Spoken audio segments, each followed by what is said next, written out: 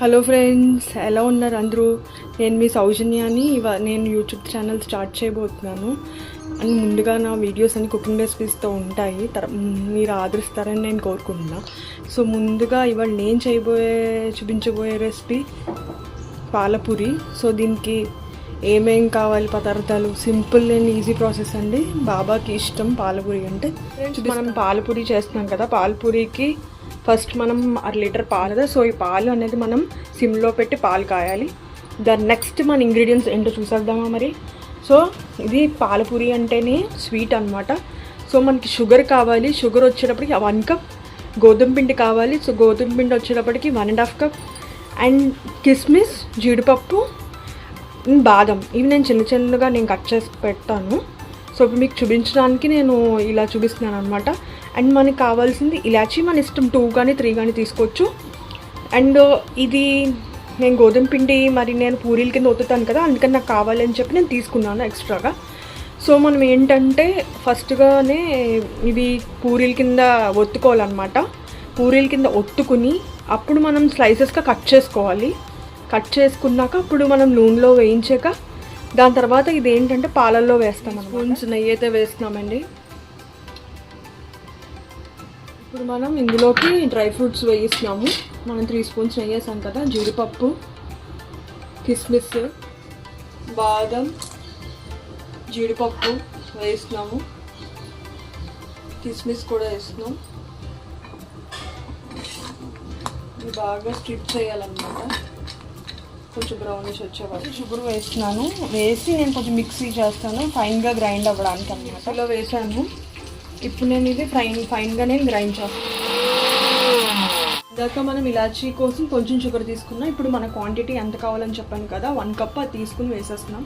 Sugar వేసేయాలి అంటే ఆ స్వీట్ సరిపోవాలి కదా. మరి ఇది చేసుకోవాలి ఒకసారి గరిటెతో.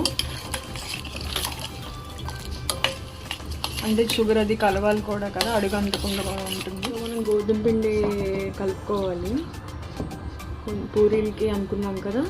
సో కొంచెం వాటర్ కొంచెం వేస్తే మనం కలుపుకుంటున్నాం. పిండి కలిపేసి పెట్టేసుకున్నామండి. రెడీ అయిపోయింది. ఇప్పుడు మనం పూరీలు చేసుకోవడం ఒకటే ఉంది. సో మనం ఇప్పుడు పూరీ ఒత్తుకోబోతున్నాం అన్నమాట.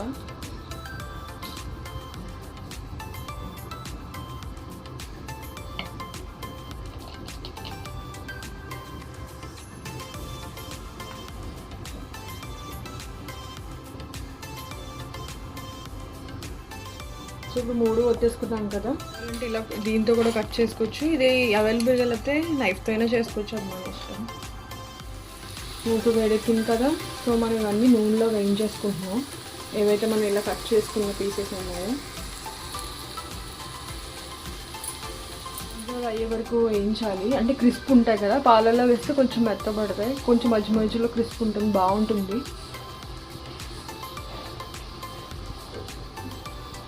బ్రౌన్ కలర్ అయ్యాయి కదా, అయ్యే వరకు చూసి మనం తీసేసుకోవచ్చు. ఇవన్నీ తీసేసుకుని మనం ఏదైతే ఇంకా రెడీ చేసి పెట్టుకున్నామో వేసేసుకోవాలి ఇలా పాలల్లో.